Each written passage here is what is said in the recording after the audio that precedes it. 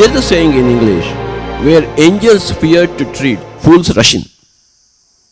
I don't know how many people can understand this. Where angels fear to tread, fools rush in. Yani, angel is from the other side of the world. They know everything. So, before they want to open their mouth and speak one word, they fear to tread in that bani. Whereas fools बकबक करते रहते हैं, बकबक करते हैं, जैसे सब कुछ जानते हैं. You must know how to speak and then only speak. क्योंकि पेट है, खाएंगे क्या? अरे क्योंकि भूख है तो ही खाना. क्योंकि मुंह है, बकबक करेंगे क्या? अरे कुछ आवश्यकता हो, कुछ अत्यावश्यक हो, इमरजेंसी हो, तभी तो मुंह खोले.